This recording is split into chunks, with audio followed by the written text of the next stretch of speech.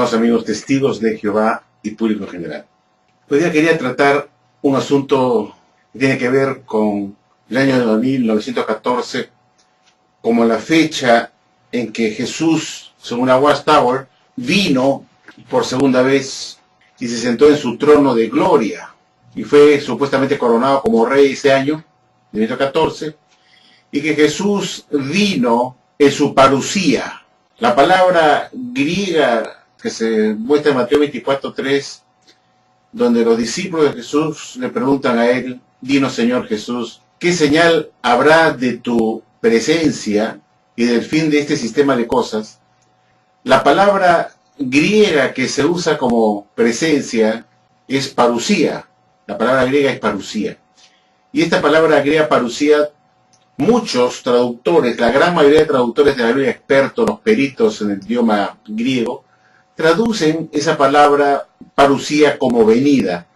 Y es así que vemos pues en 95% de las Biblias del mundo, de diferentes religiones, que Mateo 24:3 la traducen como venida. Es decir, que los discípulos le preguntan a Jesús: dinos, Señor, ¿qué señal habrá de tu venida y del final de este sistema de cosas? Otros le ponen el fin del mundo. La palabra parusía es la palabra original en griego, como aparece en las escrituras griegas. Y esta palabra parusía se puede traducir en diferentes maneras y todas son correctas. Es decir, se puede traducir como venida, como regreso, como retorno, como advenimiento, pero mayormente, como ya expliqué, los traductores traducen el término parusía como venida, y así lo vemos en todas las Biblias del mundo.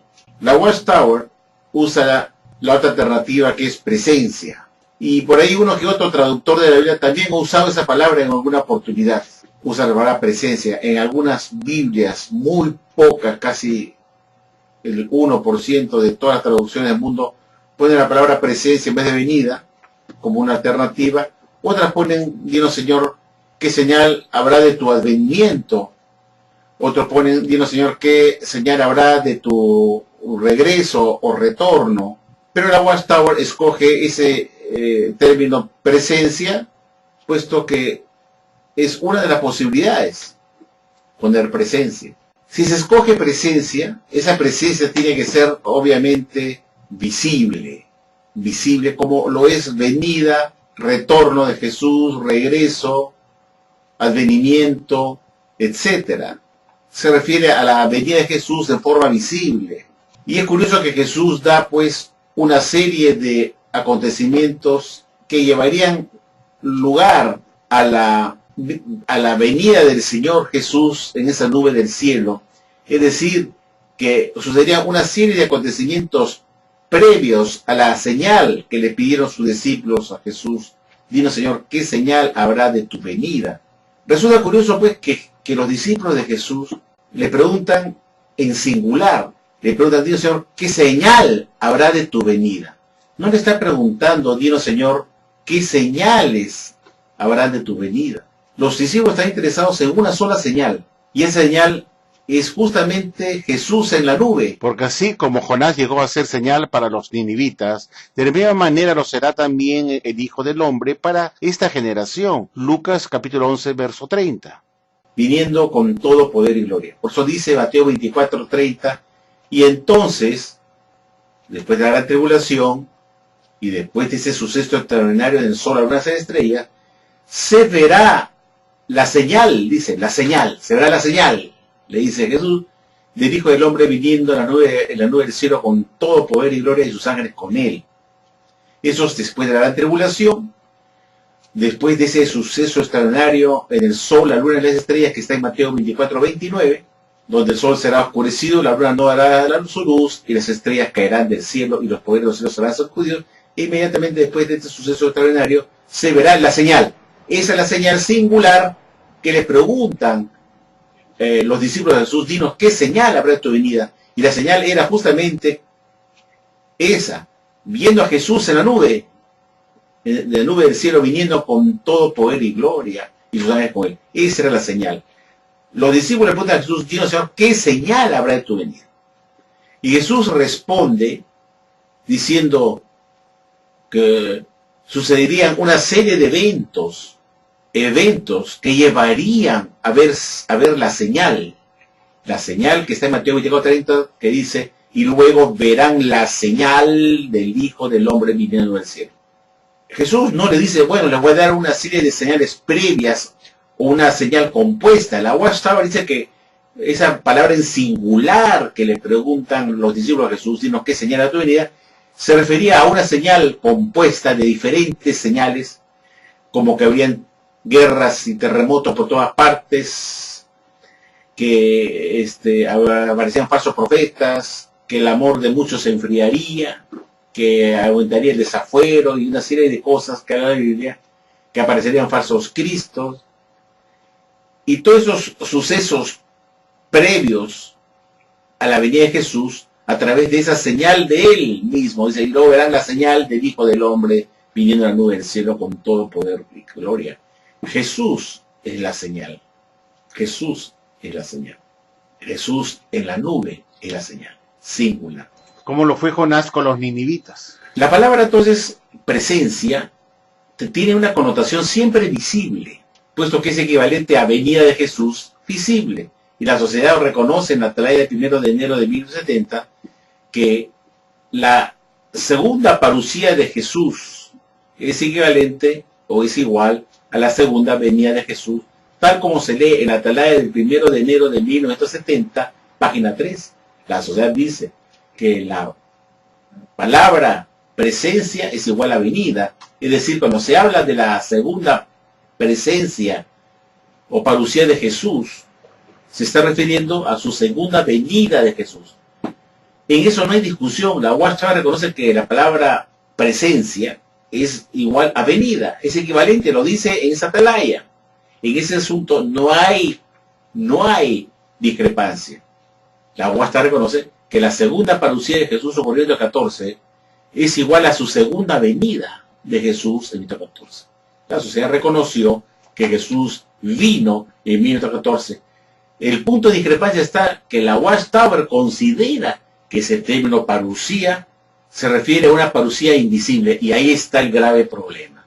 Russell trajo esa doctrina de la parucía invisible de Jesús, señores amigos de Jehová, lo trajo de la iglesia segundo adventista cuando él trabajaba bajo el comando, bajo la jefatura del señor Nelson Barbour en 1875. Trabajaban juntos, eran muy amigos, y fue justamente en una publicación que hizo Nelson Barbour, cuando el fin del mundo que él había anunciado ocurriría para 1874, Nelson Barbour dijo que el fin del mundo acontecería en 1874 y que en ese año Jesús vendría por segunda vez en forma visible para hacer el Armagedón. Y eso fue lo que enseñó Barbour antes de 1874. Pero y eso lo publicó en diversos artículos de su revista El Heraldo de la Mañana. Ahí lo publicó ahí, afirmando a sus seguidores, a sus lectores, que el fin del mundo vendría en 1864 y Jesús vendría por segunda vez para hacer el Armagedón.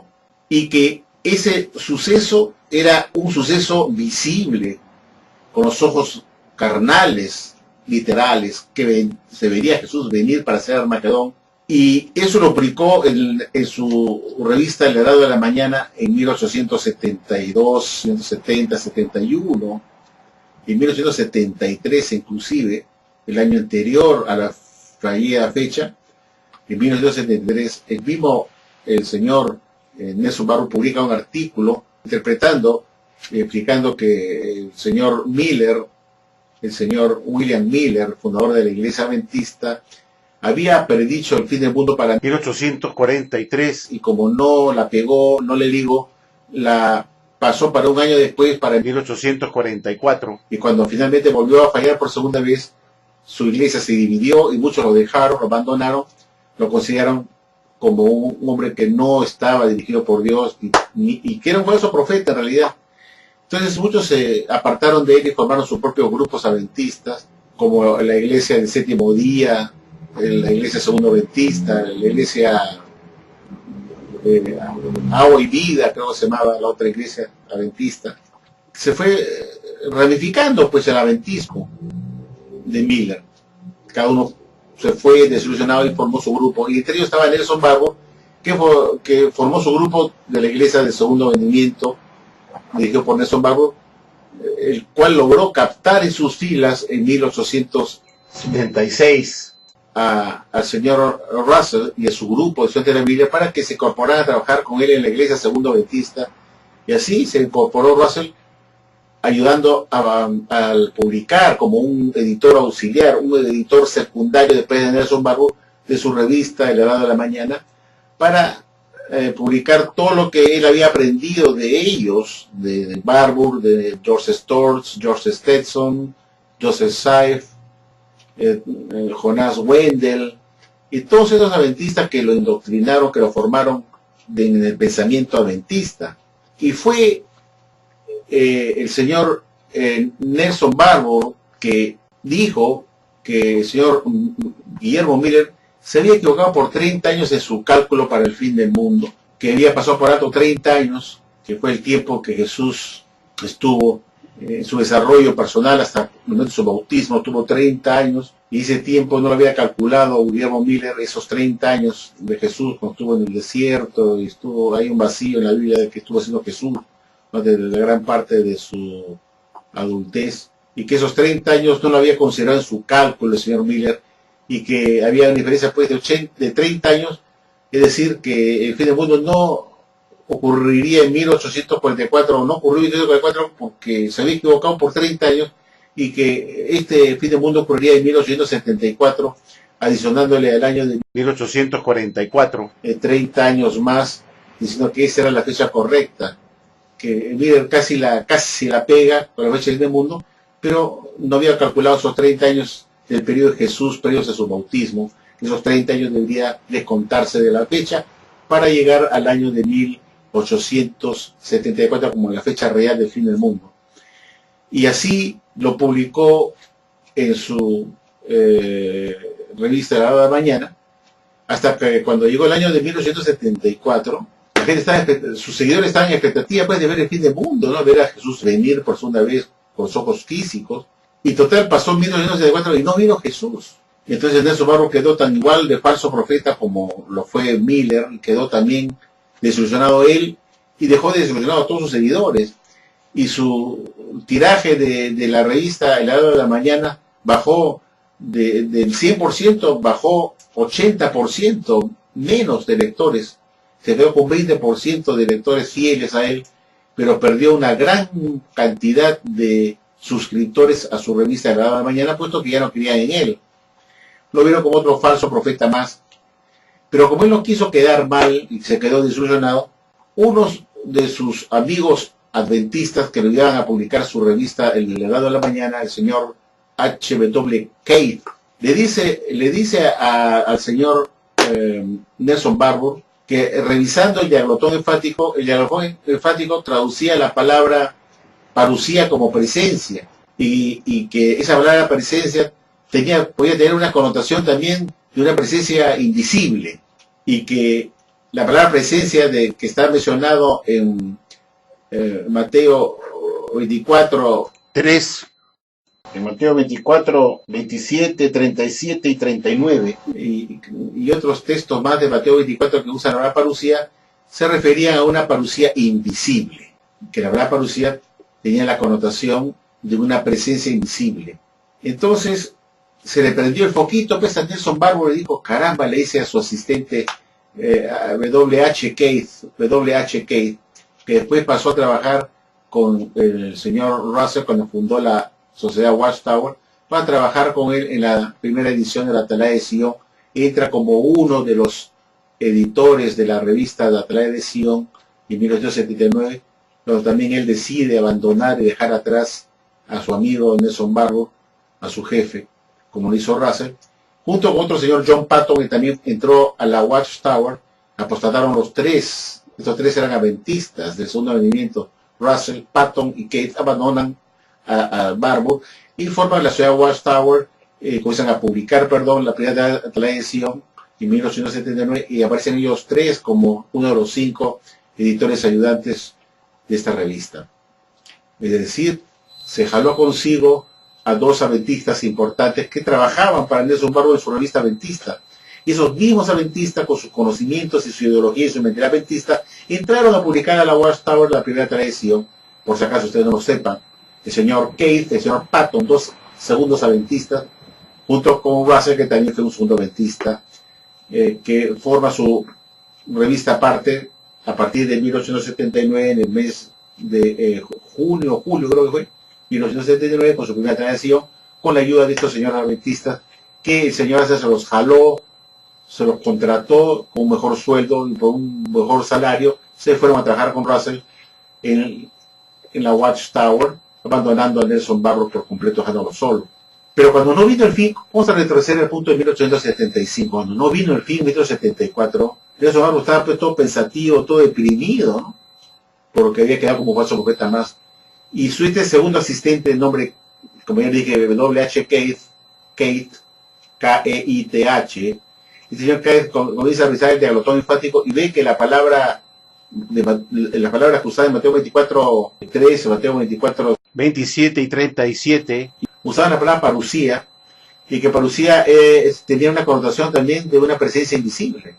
Entonces, esa idea de que la presencia tenía un significado invisible, le hizo prender al señor Barbour el foquito para decir que, como la palabra griega era parucía y de autor enfático traducía parucía como presencia, como una presencia, y también significaba una presencia invisible, se le prendió la idea, pues, para no quedar mal con sus seguidores, decirles que no se había equivocado en la fecha, sino que se había equivocado en la manera del retorno de Jesús.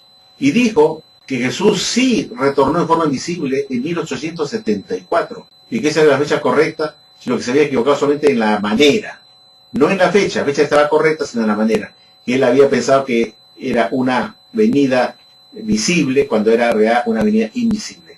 Y esa idea se la quiso hacer tragar pues a sus seguidores, y en el año de 1875, el año siguiente de la fallida fecha, publica un artículo para tratar de convencer a sus seguidores que él no los había engañado, que no se había equivocado, y que Jesús sí había vuelto por segunda vez en 1874 a través de su parucía invisible. Y ese artículo lo publicó en el Heraldo de la Mañana del 1875 para tratar de convencer a los seguidores de él de que él no los había defraudado, engañado, lo que Jesús sí volvió en una forma invisible. Pero los seguidores de Barbour no se tragaron esa píldora, porque dijeron, bueno, si Jesús iba a venir en forma visible para hacer Armagedón en 1874, ¿cómo es verdad que pudo haber existido un Armagedón invisible? ¿Dónde está el esperado Armagedón? Que Barbour decía que iba a ocurrir en 1874 con la segunda venida de Jesús de forma visible. Entonces, si Jesús vino en forma visible, ¿por qué hizo un Armagedón en forma invisible que nadie supo? Porque para eso iba a venir, para hacer Armagedón. Entonces, vino con la idea de decir que Jesús había venido en forma invisible en 1874 y que había empezado su segunda parucía o segunda venida invisible de ese año, pero que su venida física para hacer Armagedón todavía estaba para el futuro, para los próximos 40 años, para 1914, que Jesús vendría para hacer Armagedón. Es decir, que Jesús había iniciado su segunda presencia o segunda venida invisible en 1914, pero que él estaba todavía arribando y que él iba a dejar esa etapa transitoria que estaba en el cielo como rey que había venido por segunda vez, y que dejaría esa etapa temporal de invisibilidad para venir de 1914 para hacer el Armagedón, para 40 años más adelante. Y eso lo explicó pues él en la revista El Heraldo de la Mañana de 1975, del mes de agosto, si no me equivoco. Y ahí comienza él a explicar que Jesús se había venido por segunda vez en 1874 con su parucía, su segunda parucía invisible o su segunda venida invisible. Y ahí viene la discrepancia, pues, que para todos los traductores de la Biblia, la palabra parucía puede significar una presencia, pero jamás invisible, puesto que la venida es visible, el retorno es visible, el regreso es visible, el advenimiento es visible, y por ende, la otra alternativa de traducir parucía como presencia también tenía que ser visible, obviamente. Entonces, ni con eso pudo remontar Barbour miembros porque ya no le creyeron, lo vieron absurdo, ver Jesús al venir fue invisible, se mataron de risa, puesto que no solamente había anunciado que Jesús vendría en 1874 en forma visible, sino que también había anunciado que iba a ser Armagedón.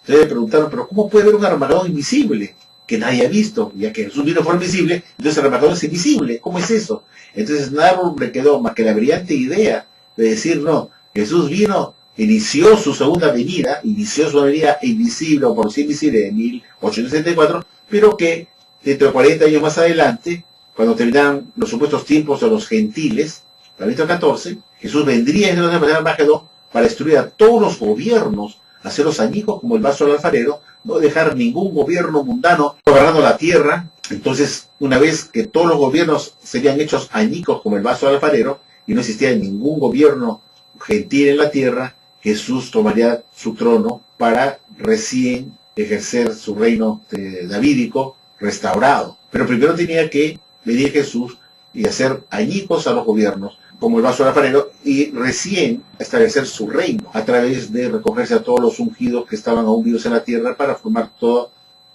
el cuerpo de Cristo junto con él. Entonces, el problema acá es que Russell, en 1876, le llegó a sus manos esta revista de Barbour de 1975, y leyó esto, y se quedó sorprendido de ver cómo este señor Barbour explicaba una fallida fecha del fin del mundo para 1874, diciendo que Jesús iba a venir de forma visible para hacer Armagedón, y cuando no vino, dijo que Jesús sí vino, pero fue en su parucía invisible. Entonces Russell se quedó intrigado porque nunca había escuchado eso de una presencia invisible. Entonces le interesó mucho a Russell saber qué bases bíblicas tenía Barbour para decir que Jesús sí había vuelto por forma invisible. Y le llamó tanto la atención que lo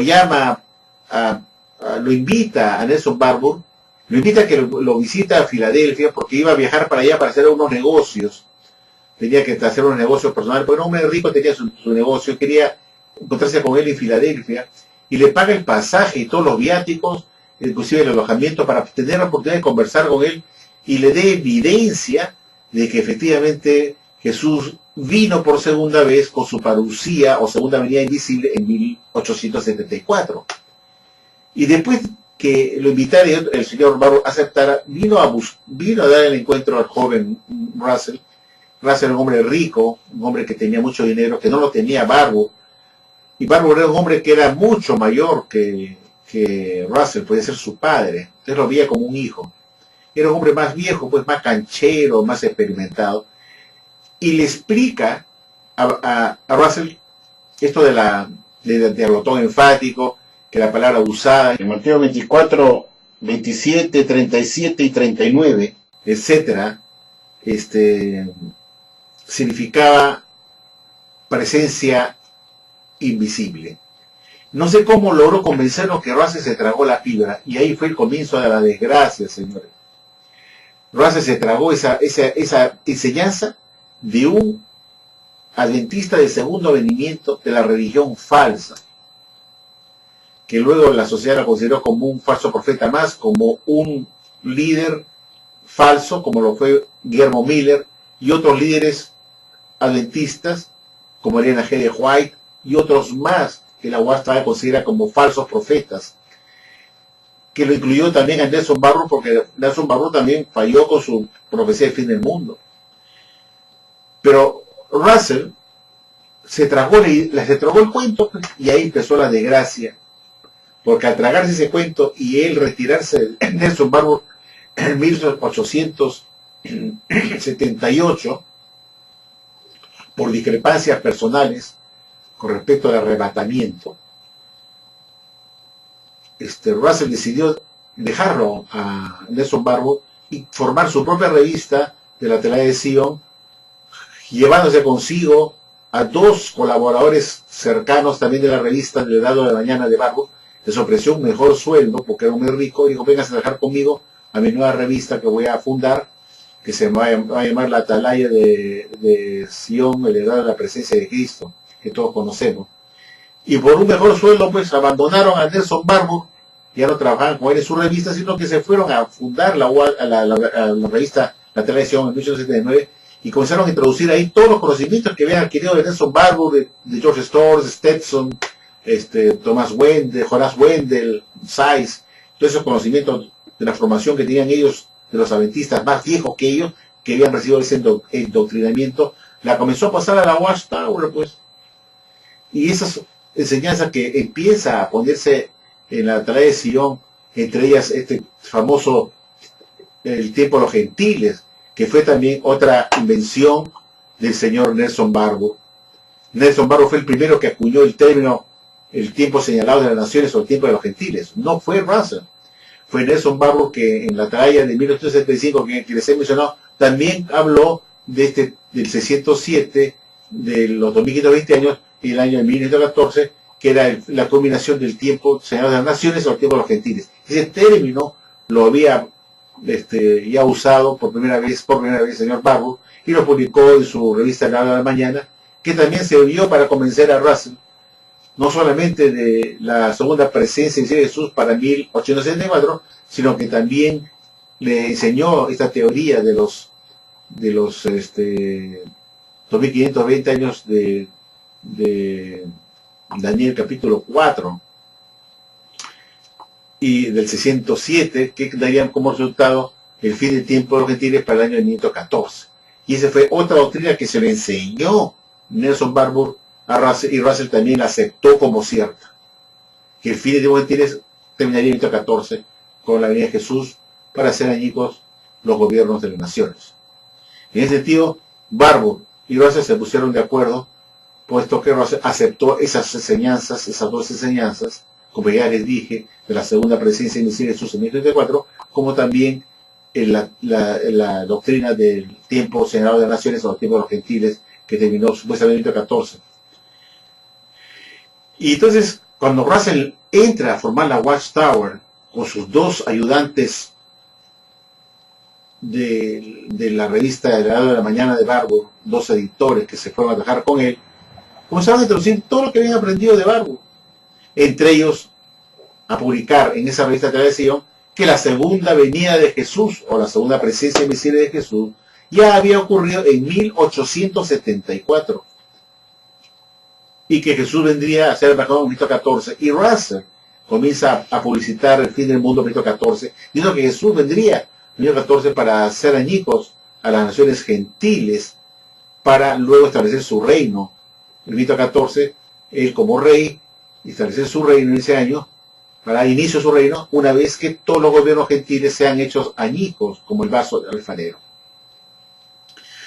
Y esa enseñanza, que lo aprendió de Nelson Barbour, porque no fue nada que Dios le dio a Russell, sino que fue una enseñanza que él copió y se la pirateó de Russell, de Barbour, la introdujo a la Watchtower, junto con la ayuda de estos dos señores que también conocían esas doctrinas, y comenzaron a publicar eso, no como una luz que le dio Jehová a Russell para sacar a los hombres de la vida de la oscuridad a la luz. Fue un pirateaje total, una copiadera de lo que ya un líder de la iglesia falsa de la cristiandad, de la iglesia segundo adventista, una religión falsa de la cristiandad, le había dado a Russell como la verdad. Y eso entra en la Watchtower, una enseñanza de un líder de la iglesia falsa, de la iglesia segundo adventista. Pues la Watchtower considera que Nelson Barbour no representaba a la religión verdadera y que su grupo religioso no era la religión verdadera. Entonces, si eso es así, ¿por qué aceptar las enseñanzas que Russell introdujo, pirateadas del señor Nelson Barbour? Debió también descartarlas, porque puesto que eso fue originado por un líder de una iglesia falsa, de la iglesia segundo adventista, de la religión falsa de la cristiandad. Sin embargo, eso prevalece hasta ahora como una doctrina de la Watchtower, que en realidad es una doctrina de la iglesia falsa, de la iglesia adventista del segundo advenimiento de Nelson Barbour, que la Watchtower considera que es de la religión falsa. Pero cuando le conviene una doctrina de la religión falsa, la mantiene hasta ahora. Y se sigue enseñando que Jesús inició su segunda parucía invisible en 1914.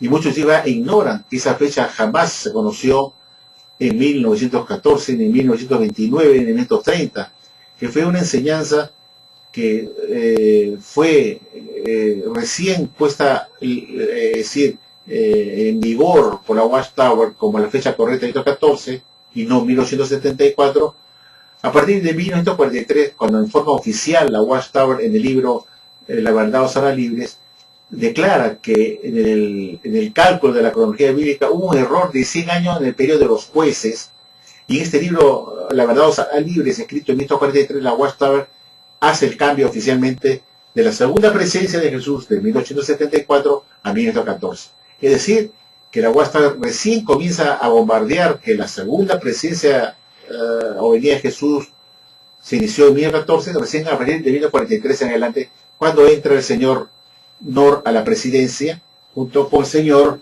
Franz. Y ahí comienzan a bombardear con la nueva fecha de la segunda presencia de Jesús en 1914, y ya no en 1874, como se había estado enseñando hasta ese momento.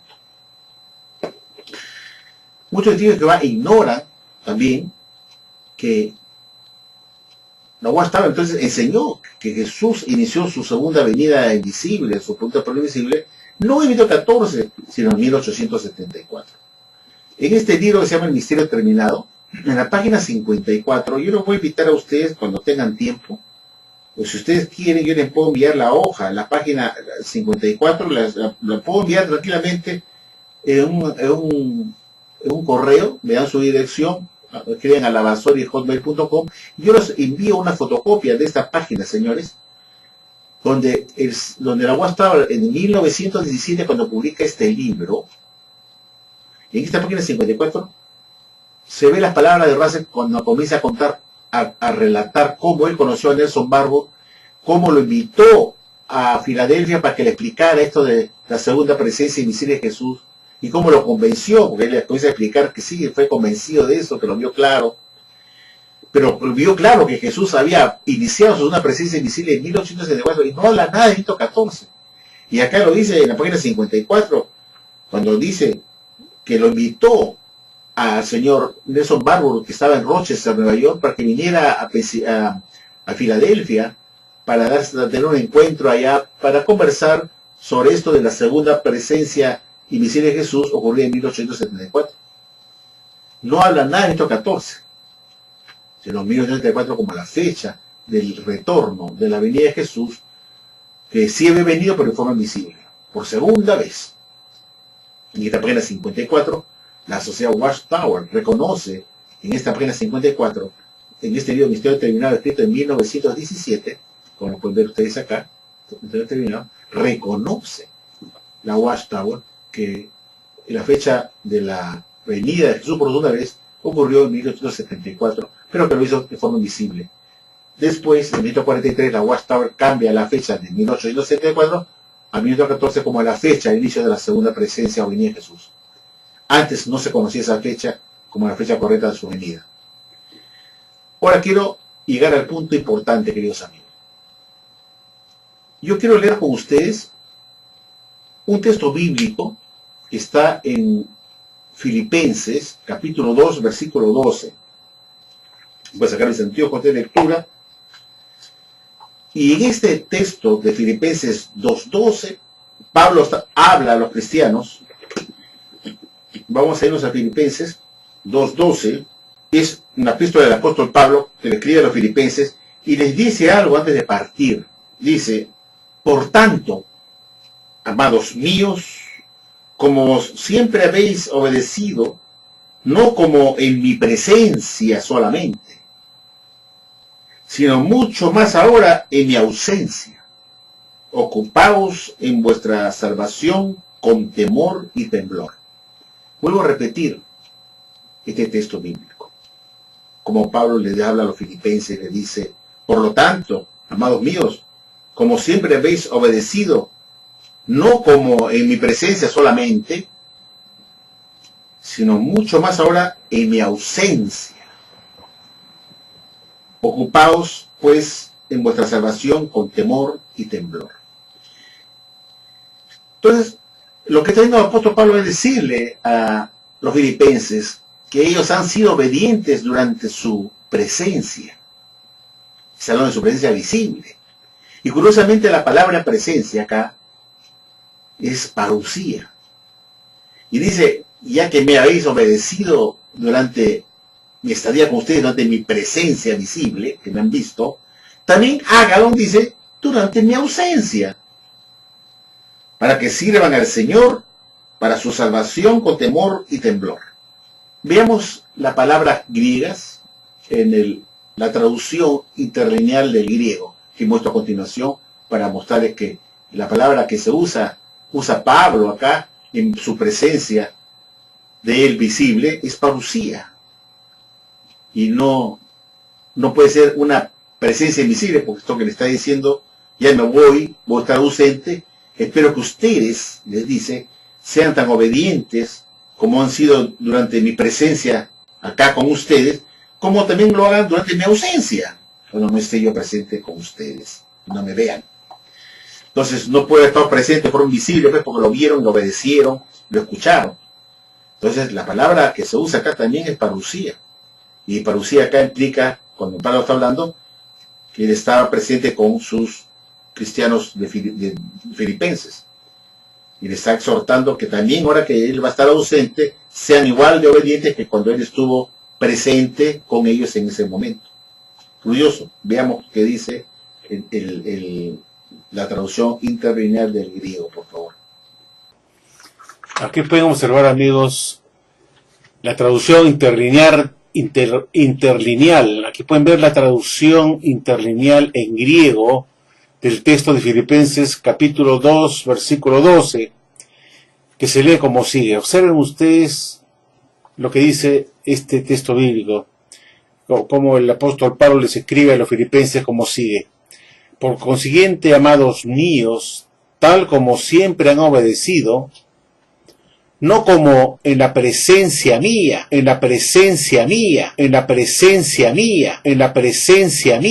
solamente, sino ahora mucho más en la ausencia mía con temor y temblor. Cuando Pablo les exhorta a sus amados cristianos filipenses,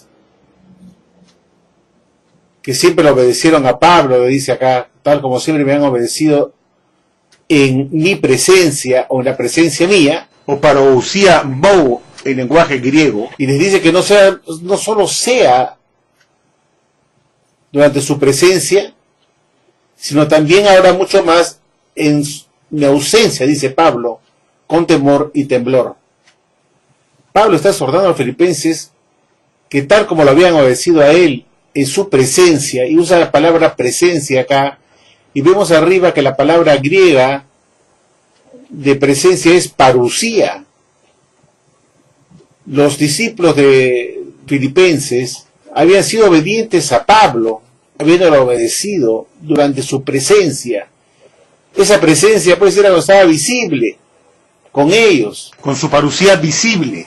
Y ahora le dice, mucho más ahora, durante mi ausencia, con temor y temblor.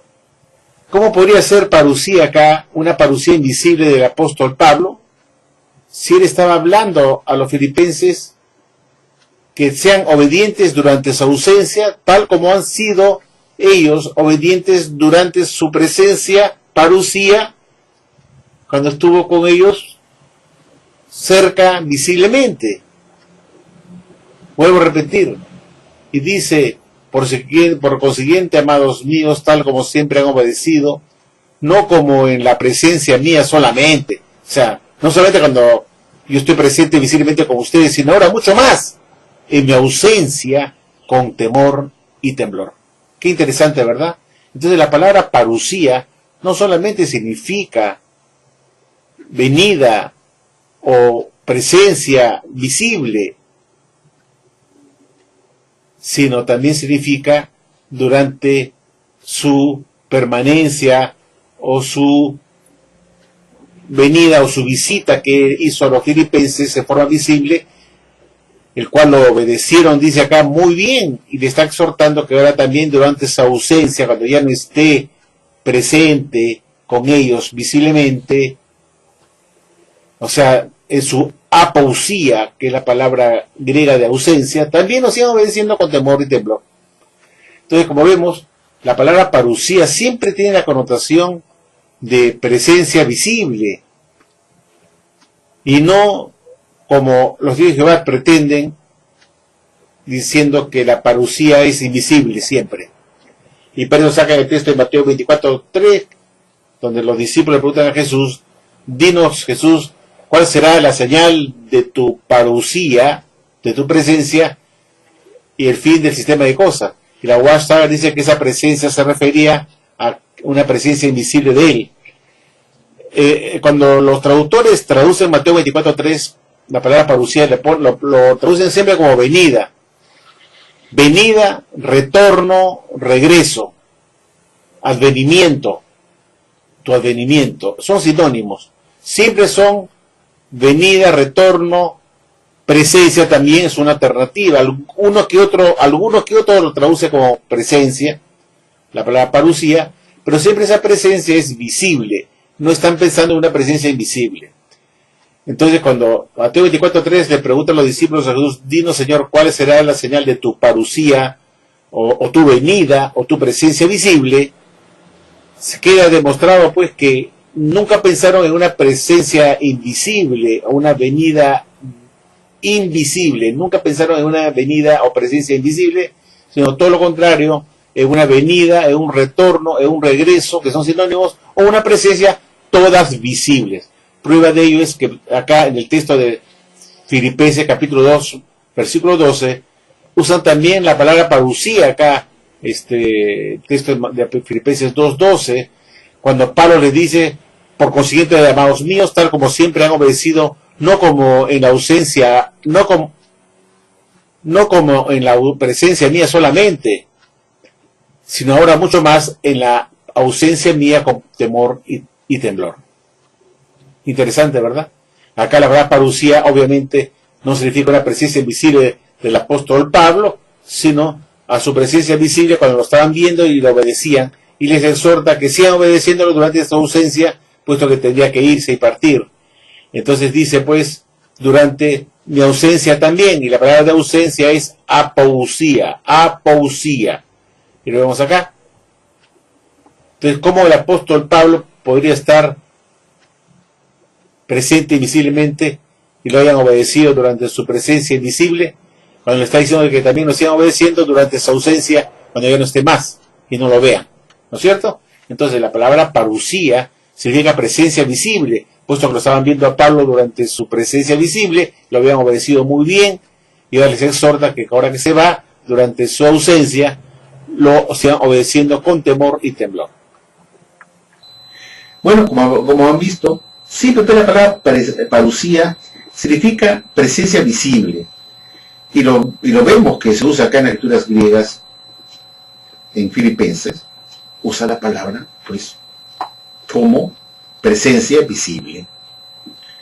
Y no es cierto que presencia significa una presencia invisible, como la Watchtower trata de imponer que la palabra parucía es una presencia invisible. No, porque acá lo vemos en Filipenses 2:12, que también usa la palabra parucía cuando Pablo le está hablando a los filipenses. Antes de partir les dice: sean igual de obedientes y temerosos y temblorosos, como lo habéis sido durante mi presencia con ustedes, y ahora más aún, ahora que no esté con ustedes y esté ausente. Increíble, ¿no? Esto lo quería yo poner para que ustedes sepan, pues, que la palabra presencia tiene la connotación de venida, de retorno, de regreso, y como en este caso, estar presente físicamente en ese momento, como ocurrió con Pablo. Esta parucía que está indicada en Filipenses capítulo 2, verso 12, que se habla que, pues ya lo dije, que Pablo estaba presente físicamente en su parucía. Muchos de Jehová ignoran que la Watchtower no conocía la fecha del año 1014 como la fecha de la segunda venida invisible de Jesús, o la segunda parucía invisible de Jesús, o la segunda presencia invisible de Jesús en 1014. Esa fecha no la conocían los estudiantes de la Biblia cuando vivían en el año 1014, ni tenían idea de esa fecha. Los estudiantes de la Biblia que estaban vivos en 1014, creían que Jesús ya había iniciado su segunda venida invisible, o una parucía, su una presencia de 1874, y tenían la más mínima idea que fuera en 1914. Igualmente, aquellos estudiantes de la Biblia que vivían en el año 1930 insistían que Jesús había iniciado su segunda presencia invisible en 1874, su segunda venida. Había iniciado su segunda venida, su segunda presencia, como lo quieran llamar, en 1874. Y esa fecha de 1914 no se llegó a conocer oficialmente hasta que la UASA la declara que la fecha de Jesús realmente ocurrió en 1914 y no en 1874, porque la UASA ha hecho una nueva revaluación de su cronología bíblica y había hallado un error en el periodo de los jueces del Antiguo Testamento, y ese error de 100 años llevó a que se tuviera que reestructurar todo la cronología, y que llevaba pues finalmente a concluir que la segunda presencia de Cristo había iniciado en 1914 y no en 1974, como hasta ese momento se enseñaba. Espero pues, queridos amigos, que este video les haga ser más sagaces y obtengan pues más conocimiento de qué es lo que esta falsa religión enseñaba en el pasado y cómo han ido variando sus doctrinas y sus enseñanzas falsas. He demostrado en este video que la palabra griega parusía, que está también indicada en otros textos bíblicos, se refieren a una presencia visible y no necesariamente a una presencia invisible, y menos aún en el texto de Mateo 24:3. Bueno amigos, eso es todo lo que quería decirles. Muchas gracias por escucharme. Buenas noches.